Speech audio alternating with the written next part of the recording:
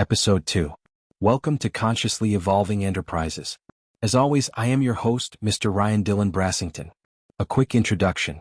Okay, so this is a series of true short stories where we have been exploring the scary paranormal happenings caused by unfortunate domestic events in the family home.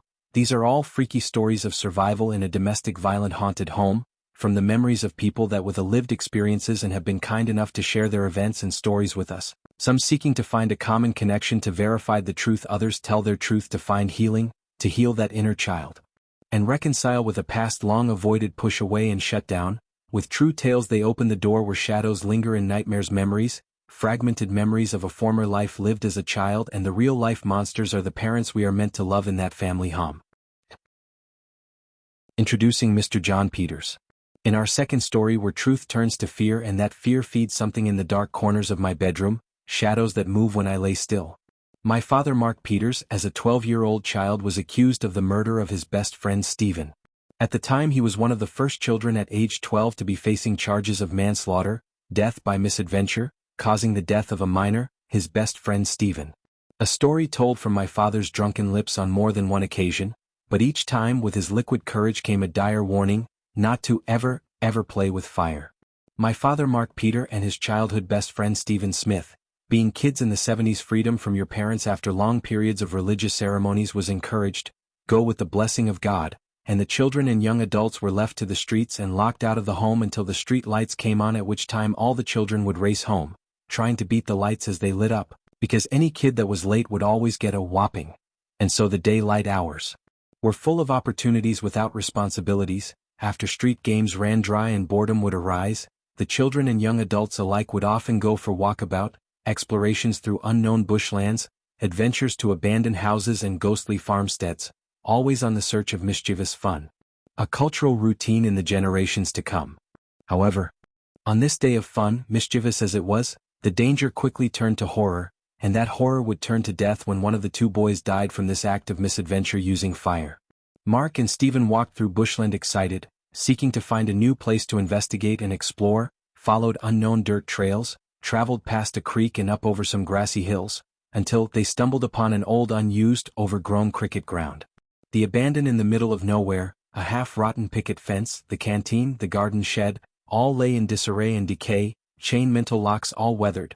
The boarded-up windows and doors that had been bolted closed are now the only that held the canteen together, the weathered rooftop cover with foliage and holes. The boys could see where trees had fallen and moss-covered vines had grown to the place home, reaching up towards the light of the sun, and that's where they hoped to find a way into the old boarded-up canteen. Even though the roof had holes from trees and rotten patches from the rain, but while up there neither could find a space big enough to fit into, so entry just didn't seem possible, and so they two boys start looking around from up high on the roof, climbing one of the trees to get a better view.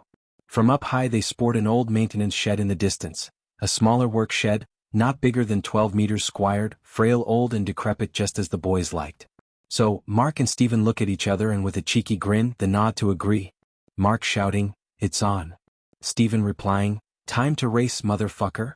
They both take off quickly, racing their way down from the canteen rooftop, jumping from roof to tree and tree to ground, rolling off into the long grass, stumbling over the long grass, then falling over each other as they push, shove, slap and giggle, passing each other. Boisterous rush towards the shed, laughing, stumbling to gain balance on their feet, still racing to be the winner to the old shed. Stephen won, tapping the shed wall first. With his loss of breath he pulled out his inhaler and puffed it twice before raising his hands to celebrate. The old shed was locked with a large and hefty old padlock, but this padlock, as large as it was, had no defense against a rock and two mischievous children looking for fun. The door now unlocked by the smashing of the closest rock. The pry it open, pull the door open through the built-up grass and dirt. The boys struggled to get the door wide enough. Together they cried and tried again. 1 creak. 2 bang, 3 boom. With third final big push, a creak, bang, boom. The door was opened. With each one daring the other to be the first to go in, sunlight was the only light coming into the shed through the open door. The dark dwelling exhaled with dust and spider webs.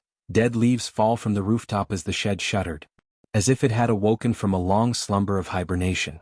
Both boys, taken back a step by the foul breeze of stench, damp death almost brought them to their knees, holding their noses.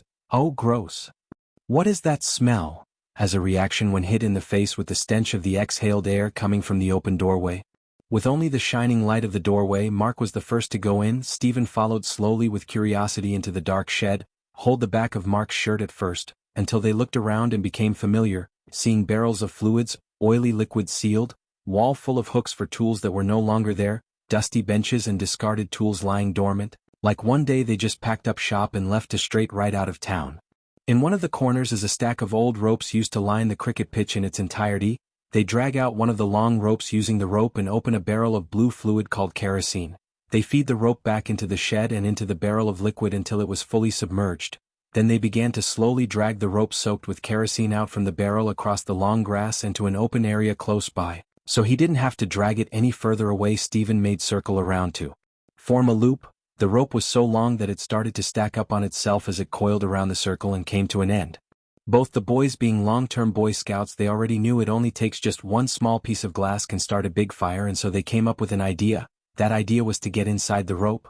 We'll spark up the end of the rope, then we will light it on fire with some glass, then we will see if we can beat the burning flame as it races around the rope, or we'll have to jump through the burning flames, Mark would say with excitement of challenge.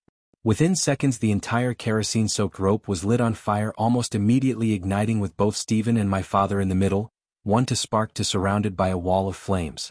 The fire was intense. Blinded from escape, Stephen and Mark separated, fighting for survival. In only a few moments the flames were unbearable and Mark dived out through the wall of flames with smoke and ambers. He rolls out and on the grass. Mark stumbles to his feet, rubbing his eyes to try to gain sight, through bleared vision, looking, screaming for Stephen as the flames died down. Stephen managed to dive out over the burning ambers of the rope and straight into Mark's arms. The fire had done serious damage. With his childhood friend looking back at him, Mark knew there was no way he would survive, and so with his final words Stephen whispered, "Well, looks like Mum won't need to give me that haircut now."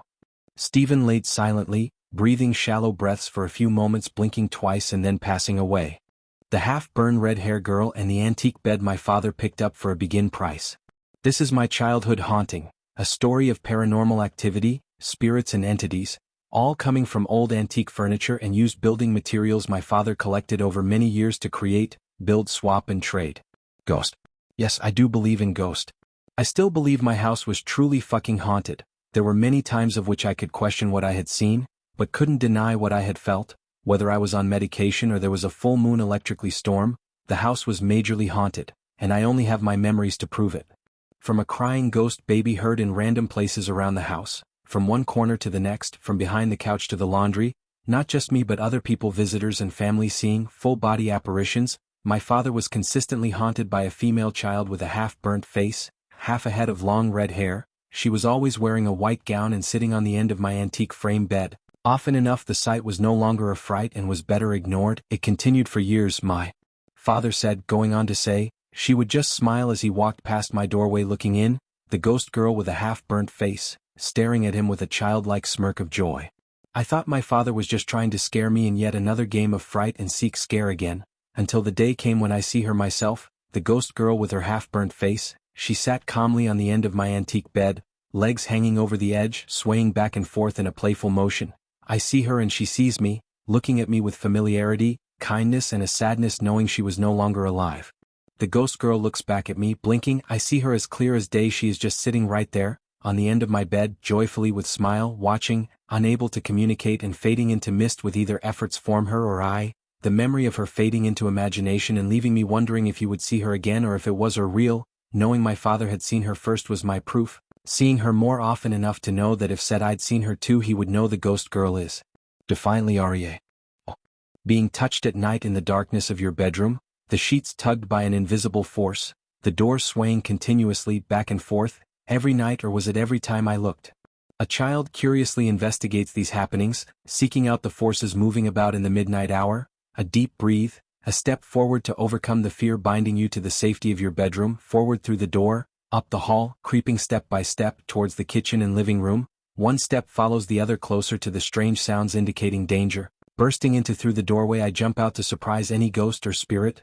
Hookah, chop chop, rah rah, pow pow. The group of adults gathered in the lounge room, gasp in shock and amazement, whispers of, "What the fuck just happened? How did he do that? How did no?" At that same time we ask the board. He pops out, specifically then. "Hey, The dramatic whispers of my parents and their friends gathered in the lounge room looking over at me with wide eyes and surprise-frozen expressions. Their chatter continues as my mother leads me back to bed by hand, tucking me, and she asked what had me up. I told her I heard noises like the house was alive, stretching its bones, and tiny people were walking around on the inside of his ribs cage telling jokes around a bomb fire. "Mum, can we have a bomb fire?" I thought danger was out here and I wanted to investigate. I was clueless as to their surprise beyond the Hoya, but hey, we're adults doing grown-up things, drinking, smoking, using spirit boards and physic cards, snorting adult powders and dealing in midnight criminalistic activities, things and conversations not meant to be heard by my little ears peering from around corners and under windows, seeing things children should not see and or be, nor should they be witness, and never should they receive to an invitation to participate in such adult behavior. Our house was always full of people complaining that their things are going missing, people shouting, "I just seen that missed thing again," a streak of white light shimmering glitter as it passes in the corner of your eye, catching the sunlight and reflecting it into your eye. You turn to see this glorious shimmer being, but nothing can be seen, turning in circles, looking left to right. What was it? Where did it go? Will it come back? Can it hurt me? All these questions I still ask. However, what I do know is what happened in this house was true. I tell it to you with all honesty and without fear of losing, as I have nothing to gain but your entertainment. We had 2 burst gas mains, bubbles in the gas lines that led to 2 separate house fires, where the house instantly combusted from the inside. My mother cooking at the stove had the gas explode in her face, losing her eyebrows and top scalp of hair, throwing her back against the fridge and landing with a trail smoke behind her coming from her burnt her, as she lands on her butt, back slamming against the fridge, the side of her head still smoking as turns to us and screams, "Get out." The memory stills make me laugh and then panic. We got out safely, just in time to get to a safe distance, and watched our house burn. From within the panic and the madness, there was someone yelling, "My child is still inside. My child. My child is still inside." Everyone was looking around, looking to my mother to see all the children were accounted for. We were all standing with her, by her side. Clearly it wasn't my mother saying this, and it wasn't my father as he wasn't home, and it's a lady's voice screaming. Again we hear, my child," but this time from inside the house. A voice screaming out from inside the burning house.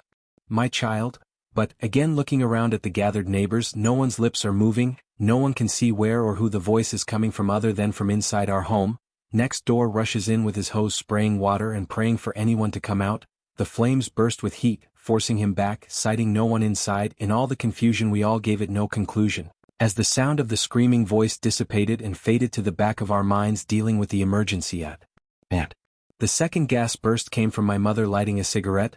I watched the flame creep around my mother's head in a halo, then across the floor like a blanket rolling across the bed as the air flow led the flame across the lounge room into the kitchen, up the stove to the top, leading to an instant combustion.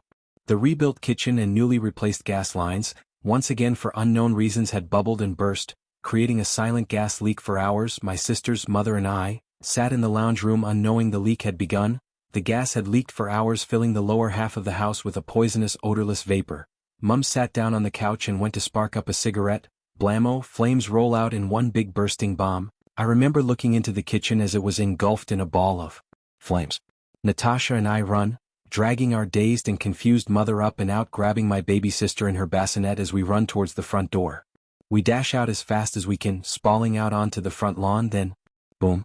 The windows shattered, projectile glass act as a shrapnel, shit, another explosion, smoke bellows, then the flames burst out the windows, the flames roar reaching for oxygen. We watch on as flames engulf the house once again. A lady's voice begins to scream, "My child is inside, my child, my child, my child, there's no one but us." The woman's voice emanating from nothing but air, "My child, my child." I remember the screaming getting so loud, I had to cover my ears and put my head between my knees. I remained like that until fire brigade and ambulance turned up. When they arrived, I uncovered my ears, the screaming voice had faded. That's the end of this one. Thank you for listening, reading, sharing. We appreciate you. See you next time at Consciously Evolving Enterprises.